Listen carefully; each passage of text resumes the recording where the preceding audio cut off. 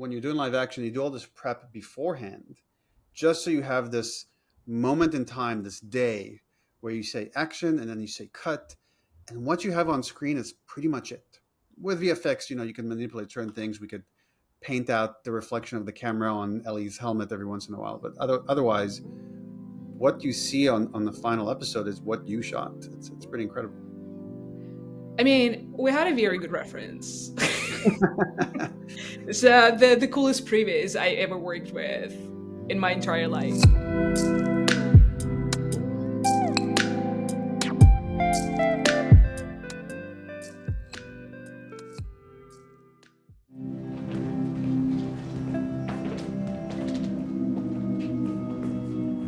This is so cool.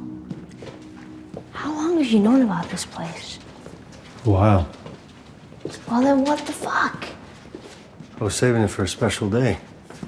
You see? Patience. Oh, yeah, I've heard of that. Huh.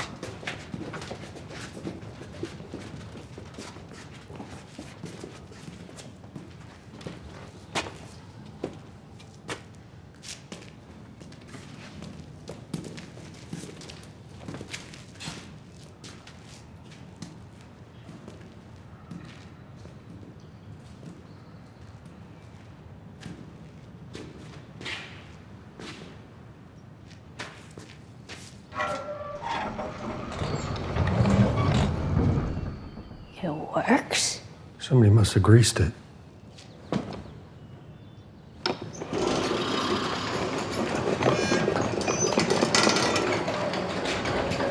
Can you imagine being up there? Would you like to? Like to what? Go to space.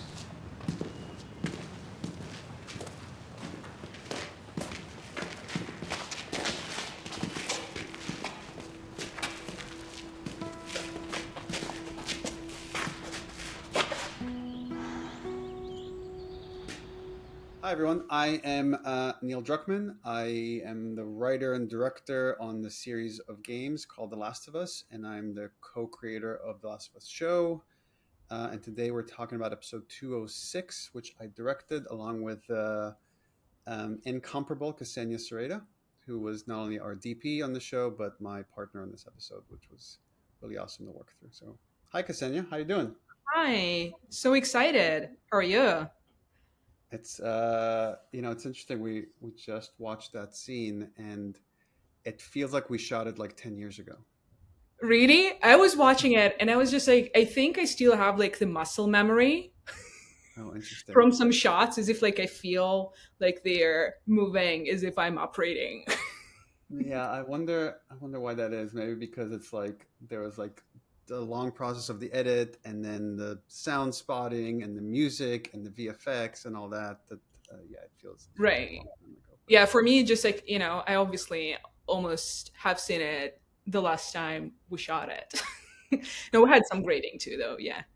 that's right. That's right. Color grading. I'm curious, when you're watching it now, what's the first memory that comes up for you? Is it the planning? Because you mentioned muscle memory, because I know how much you guys rehearsed that sequence, especially all the cranes with the lights of getting that that space launch. Yeah. I mean, that sequence for sure, it's just like such an outstanding element from the whole season. And like overall, I need to say that you don't get to do this very often on like any project. So it's like extra exciting, but also, it is so much pressure because it's such an iconic thing from the game. And you've done it like, I mean, it's already so excellent in the game. So that was maybe the trickiest part, right? Like how far you want to go from that, or like if you want to change anything. But for sure, this is one of the most exciting things. So we had a lot of conversations around compositions and palettes, and then how do we want in this episode each sequence, because the way it's structured, like each sequence is a different birthday, and we wanted it like to have a different signature. Outside of those conversations, what are all the technical things that you're thinking about that I never have to worry about, that between our meetings, what are you doing? I mean, you were forced to be like in all these technical meetings.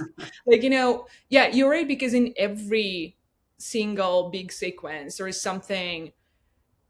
It was a very exciting thing to solve because it was challenging throughout. So it's not only this particular lighting sequence in the space capsule, but like starting from uh the star hallway, which was a very challenging thing to create for you'd think should be pretty straightforward. How many versions of the hallway did we have that didn't work? Yeah, I mean, like at least five, I think, At least maybe five, I more, because remember. like the like Don and his team are super amazing, and they would bring like these like five samples of like different black fabric with like different sparkly thingies. And it was at certain moment it was ridiculous, but I think it was worth it for sure. Like after all these stages of testing and searches.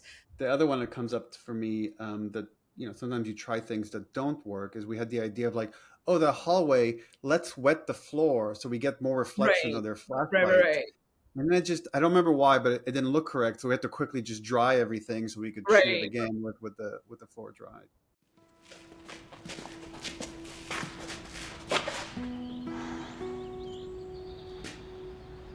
Is it real? It's real. That one went up and back. Apollo 15, 1971.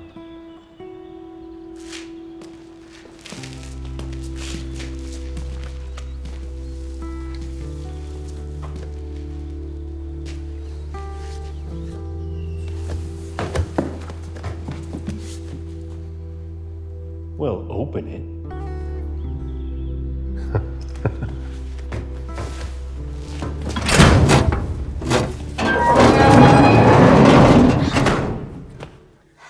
It's also crazy to me, how many things come in, like, right, because we had to plan way months in advance, start building the space capsule, and obviously we had the sound stage where we had the exterior of the capsule, and then a Right. different sound stage where we had the interior, like a special interior that was built so you could remove panels. So when we're shooting on Ellie, the Joel part of it is like that whole wall is removed, and then when we're shooting Joel, the Ellie wall is removed.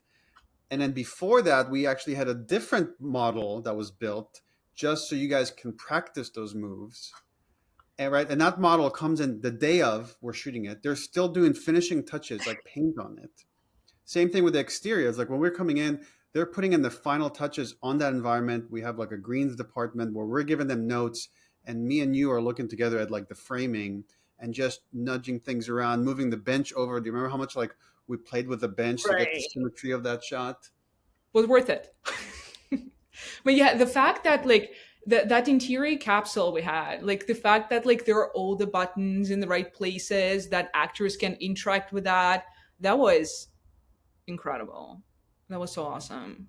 Yeah, and it's also cool that we had the time to do it, right? We had the time Yeah. to really spend the whole day on the interior and a whole day on the exterior and really play with those things. And I felt like in many ways perfect those shots because we Right. could just shoot and experiment, shoot and move, shoot and tweak, and just kept kind of going and going and going. And likewise with the performances, it just felt like it was getting better and better every time we were getting into it. And often people ask me, what is the big difference between shooting for a video game and then shooting for live action? And in a video game, you figure out a lot of this stuff after you shoot it because what you're shooting actors in those funny suits with all the balls, and you're getting their performance, you're getting the data of their performance, kind of like 3D dots in space that has their facial performance, their body performance, and their voice. And then you can kind of move it around, put it wherever you want, change the lighting after the fact, change their costume. You could even take their performance and put it on another character if you wanted to. That's how much flexibility you have. Here, you do all this planning because we were talking weeks, months before we were shooting this episode and like going through the script. And then you were already, for that space sequence, you're already rehearsing with your camera crew with the two cranes and timing that and using the game as a reference.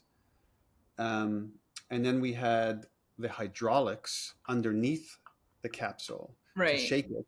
And that had to have like very particular timing of when it was triggered with the lighting and all that. When you're doing live action, you do all this prep beforehand just so you have this moment in time, this day where you say action and then you say cut, and what you have on screen is pretty much it. With VFX, you can manipulate certain things. We could paint out the reflection of the camera on Ellie's helmet every once in a while, but otherwise, what you see on the final episode is what you shot. It's pretty incredible. I mean, we had a very good reference. It's the coolest previs I ever worked with in my entire life. But you know what was extra exciting? So every single person, and there were like a lot of people, even though, it is a pretty tight shot. It's like a close up, two different angles, but it's pretty much close up. How many people were involved in the whole choreography of that thing was pretty exciting. But the most exciting part for me was how everybody was in love with this sequence and how everybody was energized because people were like putting the music, we were using the track just to figure out the timing and just to figure out how like the flow of the sun, of the moon, of like everything. And also for sure, I think just from physical point, just having like actual lighting, actual camera, actual glass in the helmet just give you so many beautiful, like, these like small lighting mistakes and reflections, which are creating such a beautiful, like, the texture and everything. Suddenly, this very magical moment still feels very real. Good. T-minus 25 seconds. 20 seconds and counting. T-minus 15 seconds. Guidance is internal. 12, 11, 10, 9. Ignition sequence start. 6, 5, 4, 3, 2, 1, 0. All engine running. Liftoff. We have a liftoff. 32 minutes past the hour. Liftoff on Apollo 11.